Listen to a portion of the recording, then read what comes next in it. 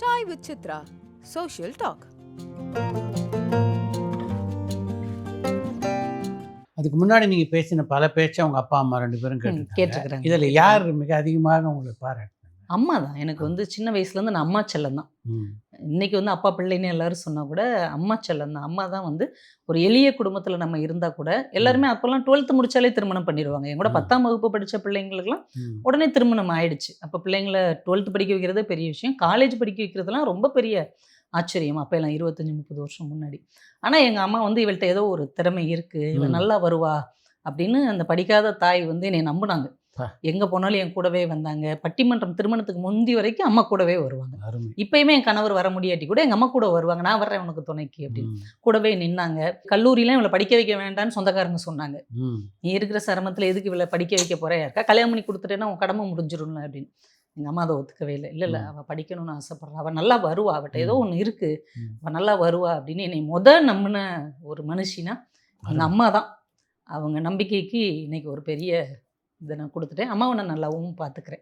இப்போ வரைக்கும் அம்மாவுக்கு வந்து ஒரு பெருமை. என் பிள்ளை வந்து என் வயத்தில் பிறந்த பிள்ளை இவ்வளோ பெரிய வளர்ச்சி அடைஞ்சிருச்சு அப்படின்னு. உங்கள் உடன் பிறந்தவர்கள்லாம் எத்தனை பேர்? ஒரு அண்ணன் ஒரு அக்கா.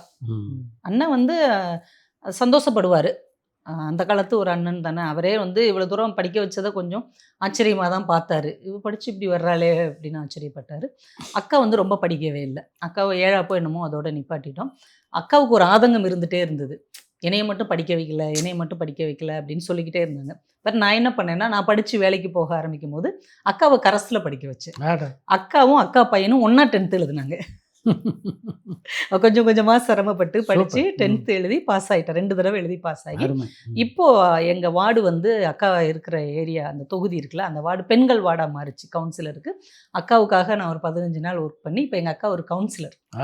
ஆமாம், நம்ம சரி நம்மளால் அக்காவுடைய வாழ்க்கையிலையும் ஒரு மாற்றத்தை உருவாக்க முடிஞ்சது. அக்கா பிள்ளைங்களையும் படிக்க வச்சிட்டேன்.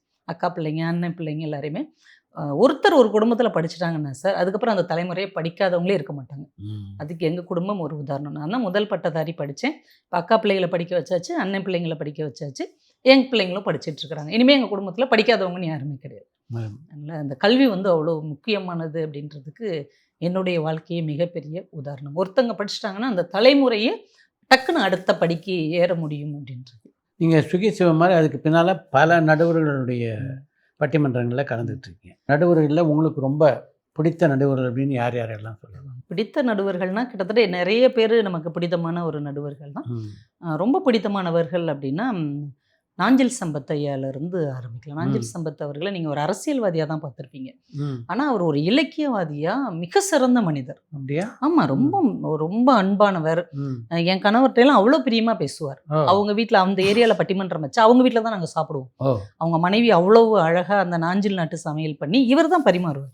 நாஞ்சில் சம்பத் தான் பரிமாறுவார். என் கணவர்கிட்ட டேய் ஜவஹர் என்னடா சாப்பிட்ற, நல்லா சாப்பிட்றா, அவ்வளோ உரிமையாக பழகக்கூடிய ஒரு அற்புதமான மனிதர். அவருடைய மேடைகளில் தான் நான் படித்ததை நிறைய பேச முடிஞ்சது.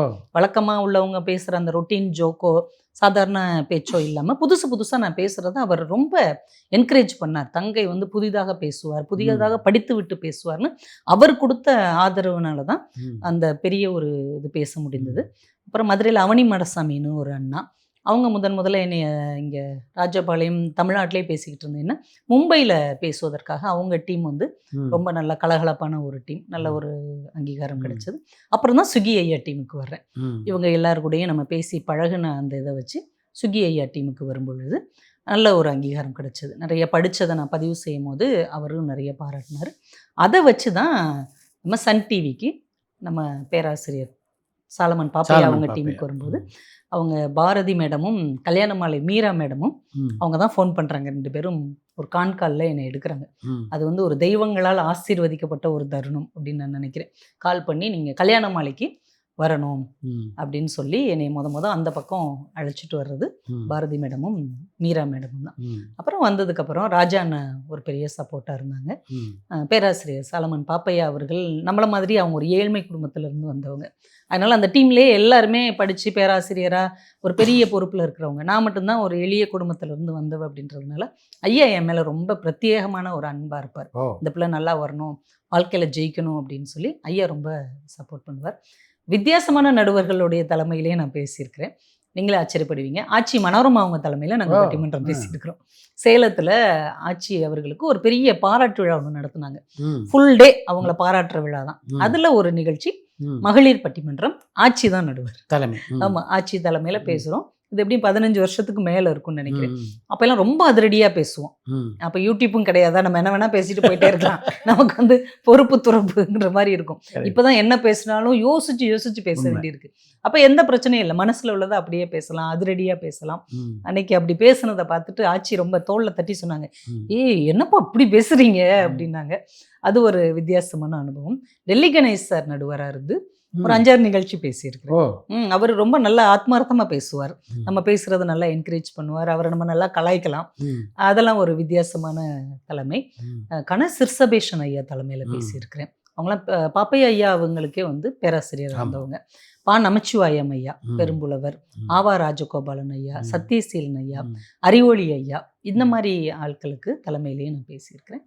இப்போது நம்ம வந்து தொடர்ந்து பாப்பையா ஐயா, ராஜா அண்ணா, நம்ம பாரதி பாஸ்கர் மேடம், இவங்க தலைமையிலலாம் பேசிகிட்டு இருக்கிறேன். இப்போ இதில் யாருடைய தலைமையில் பேசும்போது உங்களுக்கு லேசான அச்சம் இருக்கும்? என்னை விட பெரியவங்க எல்லார் தலைமையில் பேசும்போதும் ஒரு பயம் இருக்க தான் செய்யும். ஏன்னா அந்த பயம் இருக்கணும். அந்த பயம் இல்லை அப்படின்னா நம்ம இந்த ஃபீல்டுக்கு ஃபிட்டாக இருக்க மாட்டோம்.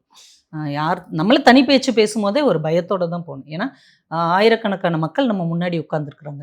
ஒவ்வொருத்தவங்களுக்கும் ஒரு அறிவானவங்க தான், ஆற்றல் நிறைஞ்சவங்க தான். பொதுவாக சொல்லுவாங்க, நமக்கு முன்னாடி உள்ளவங்களாம் முட்டாள் நினச்சிக்கிட்டு பேசுங்க அப்படின்னு சொல்லி. அதில் வந்து எனக்கு எப்பயுமே ஒப்புதல் கிடையாது. ஏன்னா நமக்கு முன்னாடி உள்ளவங்க நம்மளோட பெரியவங்க இருக்காங்க, நிறைய வயதானவர்கள் இருக்காங்க, அனுபவத்தில் பெரியவங்க இருக்காங்க. அவங்களெல்லாம் முட்டாள் நினச்சிட்டு நம்ம எப்படி பேச முடியும்? அவங்களாம் அறிவாளிகள் நினச்சிட்டு நம்ம பேசினா தான் நம்ம கொஞ்சமாவது அறிவுபூர்வமாக பேச முடியும். அதனால் எல்லா மேடைகளுமே எனக்கு ஒரு அச்சம் தருகிற ஒரு மேடை தான். பேசி முடிச்சுட்டு வர்ற வரைக்கும் என் உயிர் என் கையிலே இருக்குது. அப்படியா? நிச்சயமா. இப்போ வரைக்கும் இத்தனை மேடை பேச எத்தனை மேடை பேசினாலுமே ஒவ்வொரு மேடைக்குமே நான் பயத்தோட தான் போகிறேன். ஃபுல்லாக நான் என்ன பேச போகிறேங்கிறத ஒரு தடவை நான் ப்ரிப்பேர் பண்ணி அதை பார்த்துட்டு தான் போகிறேன். இல்லைன்னா வேறு எங்கெங்கேயோ போயிடும். நம்ம நிறைய விஷயங்கள் தெரிஞ்சு வச்சுருப்போம், ஒவ்வொரு பாக்ஸில் வச்சுருப்போம். டபக்குன்னு இந்த பாக்ஸில் இருந்து ஒன்று வரும், இந்த பாக்ஸில் இருந்து ஒன்று வரும், அப்படியே பிளாப்லான்னு ஆயிடக்கூடாது. அதனால என்ன நான் பேச போகிறேன் இந்த தலைப்புக்குன்னு நான் அதை யோசிச்சுட்டு அதை ஒரு தடவை நான் சுருக்கமாக எழுதி பார்த்துட்டு இதுதான் பேசணும் அப்படின்ற தயாரிப்போடு தான் நான் போகிறேன். மேடை இவனுக்கு தெய்வம் மாதிரி. ஒரு கோவிலுக்கு எப்படி நம்ம ஒரு பக்தியோடையும் ஒரு மரியாதையோடையும் பணிவோடையும் போவோம், மேடை வந்து என்னுடைய கோவில். அதனால் நான் எப்பயுமே அந்த அச்சத்தோடு தான் போவேன். இப்போ குறிப்பெடுத்துக்கிறதை தாண்டி ஒரு முறை பேசி பார்த்துவீங்களா அந்த 10 நிமிட பேச்சை? பேசி பார்க்கறது அப்படின்னு இல்லை. பேச்சு போட்டி காலங்களில் தான் பேசி பார்த்தது. கண்ணாடிக்கு முன்னாடிலாம் நின்று பேசி பார்க்க சொல்லுவாங்க. இப்போ அப்படிலாம் இல்லை. நம்ம மனசுக்குள்ளேயே அந்த ட்ராவல்லே அது ஓடிடும். ஏன்னா அதை தவிர்த்து நம்மளால் வேறு யோசிக்கவே முடியாது.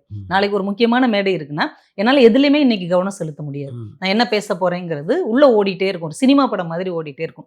இந்த ஆல்பர்ட் ஹிச்சாக் பற்றி சொல்லுவாங்க. இந்த சைக்கோ படம் எடுத்தவர், பேட்ஸ்லாம் படம் எடுத்தார் இல்லையா, பெரிய டைரக்டர். அவங்க மகக்கிட்ட ஒரு தடவை பேட்டி எடுத்துருக்குறாங்க. உங்கள் அப்பா படம் எடுக்கிற ஸ்டைல் எப்படின்னு. அந்த பொண்ணு சொல்லியிருக்கா, ஒவ்வொரு தடவையும் எங்கள் அப்பா 2வது தான் அந்த படத்தை எடுப்பார் அப்படின்னு. முதல் தடவை ஒரு மனசில் எடுத்து முடிச்சிருவார். இந்த சீன் எங்கே இருக்கும், என்ன கலரில் அவர் ட்ரெஸ் பண்ணியிருப்பா, எந்த கலரில் ஹீரோ ட்ரெஸ் பண்ணியிருப்பான், எந்த இடத்துல நிற்பாங்கிறது முதற்கொண்டு அவர் ஃபுல்லாக ஓட்டி பார்த்துருவார். அவர் படம் எடுக்கிறது 2வது முறை தான். அதே மாதிரி நாங்கள் ஒவ்வொரு மேடையுமே எங்களுக்கு 3வது 4வது மேடை தான். அதுக்கு முன்னாடி 2-3 தடவை உள்ளே ஃபுல்லாக பேசி பார்த்துருவோம். அந்த மைக்குக்கு முன்னாடி நின்று பேசுகிற மாதிரியே ஒரு கற்பனை உள்ளே ஓடிடும். அதுக்கப்புறம் தான் அங்கே போய் நாங்கள் ப்ரெசென்ட் பண்ணுறோம். நீங்கள் இந்த மேடையில் இந்த விஷயத்தை பற்றி நம்ம இப்படி பேசலாம்னு ஒரு குறிப்பை தயார் பண்ணிட்டு போயிருப்பீங்க. எதிரணியில் பேசுகிறவர் ஒரு வருமான வாதத்தை வச்சு உங்களுடைய பேச்சையே திசை திருப்ப வாய்ப்பு இருக்குது. ஆமாம், அது மாதிரி தான் நிறைய இருக்கும். நம்ம ஒன்று யோசிப்போம், இதுதான் அவங்க சொல்ல போகிறாங்க, நம்ம இந்த மாதிரியான பதில் சொல்லலாம் அப்படின்னு சொல்லி. சில நேரங்களில் ரொம்ப வலுவாக வைக்கும் பொழுது நம்ம வந்து அதிரடியாக கொஞ்சம் கூட நியாயமே இல்லாமல் அதை மறுத்து தான் ஆகணும். சினிமாவில் இருக்கிற வில்லன் மாதிரி தான், கொஞ்சம் கூட ஈவு இறக்கமே இல்லாமல் அவங்க சொல்கிறத அப்படியே எதிர்த்து தான் ஆகணும். சில நேரங்களில் ரொம்ப நியாயபூர்வமான ஒரு விஷயத்தை அவங்க சொல்லும்போது அதை வந்து பதில் சொல்லாமே நாங்கள் தவிர்த்துருவோம். ஏன்னா அதை நம்ம கேலி பண்ணுறதோ கிண்டல் பண்ணுறதோ மறுப்பு சொல்கிறதோ கூட நியாயம் கிடையாது. அது மனித தர்மத்துக்கு, நம்ம மனித தர்மத்துக்கு எதிரானது. சில விஷயங்களை அவங்க சொல்லும் பொழுது அதுக்கு நாங்கள் பதில் சொல்லாமே அவாய்ட் பண்ணிடுவோம். ஏன்னா அது மக்கள் மனசில் அப்படியே இருக்கட்டும் அப்படின்னு. அதே மாதிரி எங்களுடைய பாயிண்ட்டுக்கும் அப்படி தான் செய்வாங்க. சில தலைப்புகள் அவங்கெல்லாம் பதில் சொல்லும் போது நமக்கே அதிர்ச்சியால் இருக்கும். பட்டிமன்ற ராஜா சார்லாம் சில இது நம்ம ஏதோ முக்கியமான பாயிண்ட்டுன்னு நினச்சி பேசுவோம், அதை அவர் கலாய்ச்சி விடும்போது அது ஒன்றும் இல்லாமையெல்லாம் ஆகும். ஆச்சரியமாக இருக்கும், எப்படி இவங்களால மறுக்க முடியுது அப்படின்னு. நான் ஒரு இதில் படித்தேன், டான்சேனியான்னு ஒரு நாடு இருக்கு இல்லையா, அங்கே 3.4 லட்சம் வருடங்களுக்கு முன்னாடி மொத மனித குலம் தோன்றுகின்ற சமயத்தில் அங்கே ஒரு எரிமலை, அதில் ஒரு கணவன் மனைவி நடந்து போன தடம் இருக்குது. இப்போ அதை எடுத்துருக்குறாங்க. அந்த மனைவி நடந்து போன பாதச்சுவடு இருக்கு இல்லையா, அது லைட்டாக வளைஞ்சி குழிந்து இருக்குது. என்ன காரணம்னா அவ ஒரு குழந்தையை தூக்கிட்டு போயிருக்கலாம் அப்படின்னு ஆய்வாளர்கள் சொல்கிறாங்க. கணவனோடது அழுத்தமாக இருக்குது ஒரே மாதிரி, மனைவியோடது கொஞ்சம் அப்படி சாஞ்சி சாஞ்சி இருக்கிறனால அவள் குழந்தையை தூக்கிட்டு போகிறதுனால அப்படி நடந்திருக்கிறா அப்படின்னு. அப்போ நான் அதை சொல்கிறேன். அப்போ இத்தனை லட்சம் ஆண்டுகளுக்கு முன்னாடி கூட ஒரு குழந்தையை தூக்கிட்டு மனைவி தான் போயிருக்கிறா. இன்னைக்கு வரைக்கும் குழந்தையை தூக்குறதுலேருந்து குடும்பத்தை சுமக்கிறதுலேருந்து மனைவி தாங்க செய்ய வேண்டியிருக்குது, பெண் தான் செய்ய வேண்டியிருக்கு. இது ஒரு நல்ல வலுவான பாயிண்ட் தானே. இதை நான் சொன்னால் நல்லா கை தட்டிட்டாங்க. ராஜா அண்ணா வர்றாங்க, அவர் கொஞ்சம் கூட அழட்டிக்கவே இல்லை. வந்து ஐயா, எரிமலையில் ஒருத்தன் மனைவியை கூப்பிட்டுட்டு நடந்து போயிருக்கான்னா அவன் மனநிலை எப்படிங்க இருந்திருக்கும், அவன் வாழ்க்கையை எவ்வளோ வெறுத்து போயிருந்தா மனைவி கூப்பிட்டுட்டு அவன் எரிமலைக்கு போயிருப்பான் அப்படின்னு சொன்ன உடனே கூட்டமே ஆரவாரமாக சிரிச்சு அந்த பாயிண்ட்டை ஒன்றுமே இல்லாமல் ஆக்கிட்டாங்க. அதுக்கப்புறம் நான் எந்த மேடையிலையுமே சொல்லலை. அதுக்கு முன்னாடி வரைக்கும் இதை நான் எல்லா மேடையிலையும் நான் சொல்லுவேன், அதுக்கு பதிலே வராது. ஓ அப்படியெல்லாம் இருந்திருக்குன்னு எல்லாம் ஆச்சரியப்பட்டு போயிடுவாங்க. ஆனால் ராஜான்னா அதை ஒன்றும் இல்லாமல் 2 துண்டா உடச்சிட்டாங்க. அந்த மாதிரிலாம் நம்முடைய வலுவான பாயிண்ட்னு நினைக்கிறத அந்த ஆப்போசிட் பேசுகிறவங்க ரொம்ப திறமையானவங்களாக இருந்தால் அதை உடைச்சிருவாங்க. ரொம்ப ஆச்சரியப்பட்ட வாத திறமைன்னு நம்ம பட்டிமன்றத்தில் பார்த்தோம்னா இன்னைக்கு வரைக்கும் அதுக்கு ஸ்ட்ராங்காக நம்ம வந்து 2 பேர் தான் சொல்ல முடியும். பாரதி பாஸ்கர் மேடம், பட்டிமன்ற ராஜா சார் தான். இவங்க 2 பேர் மாதிரி எதிராளிக்கு பதில் சொல்றதுக்கு யாருமே கிடையாது, நான் உறுதியாகவே சொல்வேன். அப்படி ஒரு வலுவான பதில் அவங்க சொல்லுவாங்க. இப்போ பாரதி மேடம் எங்கள் அணியில இருந்து ராஜா சார் எதிரணியில் இருக்கும் பொழுது நான் யோசிப்பேன், பாரதி மேடத்துக்கு இதெல்லாம் இவர் சொல்லுவார் அப்படின்னு நானே இப்படிலாம் சொல்ல வாய்ப்பு இருக்குன்னு நானே எழுதி பார்ப்பேன். ஆனால் ராஜா அண்ணா சொல்றது 3வது வேற ஒரு பதிலாக இருக்கும். அதே மாதிரி நாங்கள் ராஜா அணியில இருந்து பாரதி மேடம் ஆப்போசிட்ல இருக்காங்கன்னா எனக்கு அடுத்து பாரதி மேடம் தான் பதில் சொல்ல வருவாங்க. இதெல்லாம் இவங்க சொல்றதுக்கு வாய்ப்பு இருக்கு அப்படின்னு நான் பிளான் பண்ணி வைப்பேன். அவங்க அதை தாண்டி ஒரு உயரத்துக்கு போவாங்க. அதனால தான் இன்னைக்கும் அவங்க 2 பேரும் பட்டிமன்ற சூப்பர் ஸ்டாராக இருக்கிறாங்க அப்படின்னு எனக்கு தோணுது.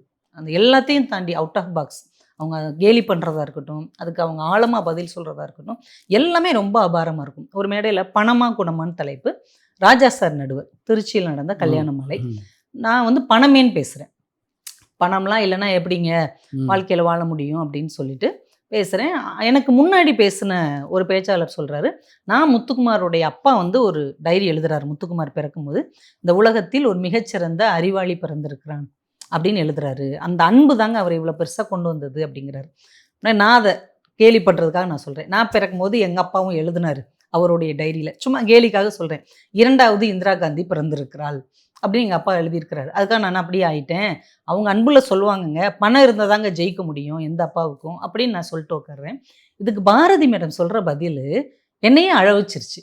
அவங்க என்ன சொல்கிறாங்க, என்ன உங்கள் அப்பா எழுதுனது என்ன தப்பு கவிதா சொல்லுங்கள், நீங்கள் ஒன்றும் மதுரை, கோயம்புத்தூர், திருச்சி, சென்னை மாதிரி பெருநகரங்களை நீங்கள் பிறந்து வளரலை, ஒரு சின்னஞ்சிறிய ராஜபாளையத்தில் பிறந்து வளர்ந்த ஒரு பொண்ணு, நீங்கள் ஒரு இந்திரா காந்தி மாதிரி வரணும்னு உங்களுடைய அந்த தகப்பனார் எழுதியிருக்கிறாரு. இன்னைக்கு இந்த உங்கள் பகுதிகளில் கவிதா ஜவஹர்னா ஒரு பெரிய அடையாளம் இருக்கா இல்லையா, நீங்கள் அந்த உயரத்துக்கு வந்துட்டீங்கல்ல, அப்போ உங்களுடைய அப்பாவுடைய அன்பு பழிச்சிருச்சா இல்லையா அப்படின்னு சொல்லும் போதே எனக்கு கண் கலங்கிருச்சு. ஏன்னா அவங்க சொன்ன விதம் அப்படி இருந்தது, நம்ம மனசை தொடுற மாதிரி.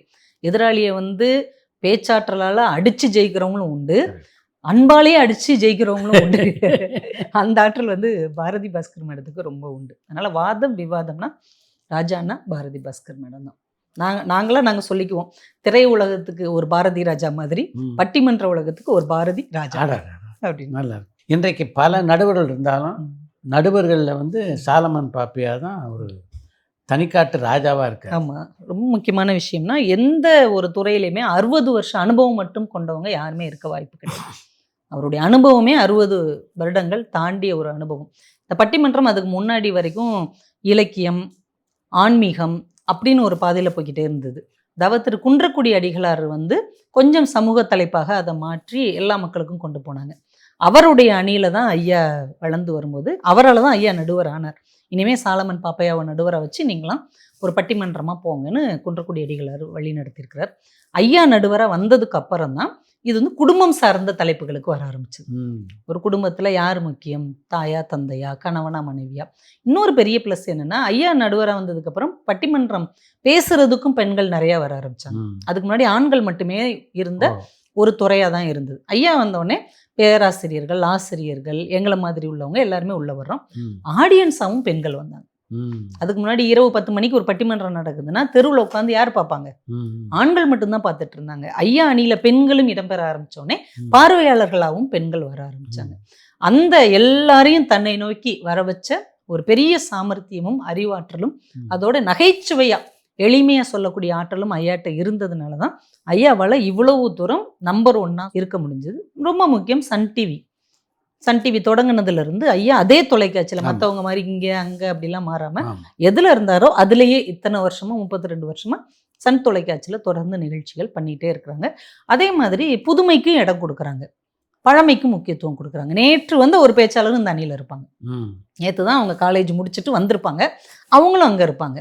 எங்களை மாதிரி 20 வருஷம் எக்ஸ்பீரியன்ஸ் உள்ளவங்களும் இருப்பாங்க, 40 வருஷம் எக்ஸ்பீரியன்ஸ் உள்ளவங்களும் இருப்பாங்க. இப்படி எல்லாருக்கும் வாய்ப்பு. அதே மாதிரி முன்னாடிலாம் தமிழ் படித்தவங்க மட்டும்தான் இந்த பட்டிமன்ற பேச்சுக்கு வர முடியும்னு இருந்தது. ஐயா வந்ததுக்கப்புறம் ஐடி துறையில் இருக்கிறவங்க வந்தாங்க, வழக்கறிஞர்கள் வர்றாங்க, இன்ஜினியர்ஸ் வர்றாங்க, என்ன மாதிரி காமர்ஸ் படித்தவங்க வர்றாங்க, எல்லா இடத்துலேருந்து வர்றாங்க, சாதாரண இடத்துல உள்ளவங்களும் வர்றாங்க, பெரிய இடத்துலேருந்தும் வர்றாங்க. அந்த வெற்றி தான் ஐயாவினுடைய மிகப்பெரிய வெற்றி. தானும் ஜெயித்து தன் கூட இருக்கிற எல்லாரையும் ஜெயிக்க வைக்கிற ஒரு பெரும் மனசு, ஒரு பேரன்பும் பெரும் கருணையும் கொண்டவர் அப்படின்னு நம்ம தமிழறிஞர் ஐயாவை சொல்லலாம். அதனால தான் ஐயா தனிக்காட்டு ராஜாவா இப்போ வரைக்கும் இருக்கிறாங்க, இனிமேலும் இருப்பாங்க. ஒரு பட்டிமன்றம் தொடங்குறதுக்கு முன்னாடி இந்த பட்டிமன்றத்தை எப்படி வழி நடத்திட்டு போகணும் அப்படின்னு முன்னாடி நீங்கள் பேசிக்குவீங்களா? இல்லை, அது நிறைய பேர் அப்படி தான் நினைக்கிறாங்க, ஏதோ ரிஹர்சல் பண்ணி நம்ம பேசுகிறோம் அப்படின்னு. பட்டிமன்றத்தை பொறுத்த வரைக்கும் ரிஹர்சலே கிடையாது. கல்யாண மாலையில் மட்டும் இப்போ இந்த தலைப்பில் பேசணும் அப்படின்னு உங்களுக்கு சொல்கிறாங்க, எனக்கு இந்த தலைப்பு வேணால் அந்த தலைப்பில் நான் பேசுகிறேன் அப்படின்னு மாற்றி தேர்ந்தெடுத்துக்கிறதுக்கு பட்டிமன்ற பேச்சாளர்களுக்கு வாய்ப்பு உண்டா? பொதுவாக அது 100% நடுவருடைய கண்காணிப்புக்கு உட்பட்டது. சில பேர் என்ன பண்ணுவாங்கன்னா, நான் வளர்ந்து வர்ற காலத்தில் நான் பார்த்துருக்குறேன், ஒரு மேடையெல்லாம் பார்த்தா எனக்கு குணமானு சொல்லியிருக்கிறாங்க, குணம் அப்படின்னு. நான் அந்த அணியில் உட்காந்துட்டேன். இதில் முதல்ல பேசுகிறதுல ஏதாவது சங்கடங்கள் இருக்கா? பேச்சாளர் தொடங்குவார்ல, அவர் உண்மையிலே பலிகடா தான். பட்டிமன்ற பேச்சாளர்களை பொறுத்த வரைக்கும் அவங்களுக்கு மிகப்பெரிய உற்சாகம் அப்படின்னா ரசிகர்களுடைய கைத்தட்டலும் பாராட்டும்.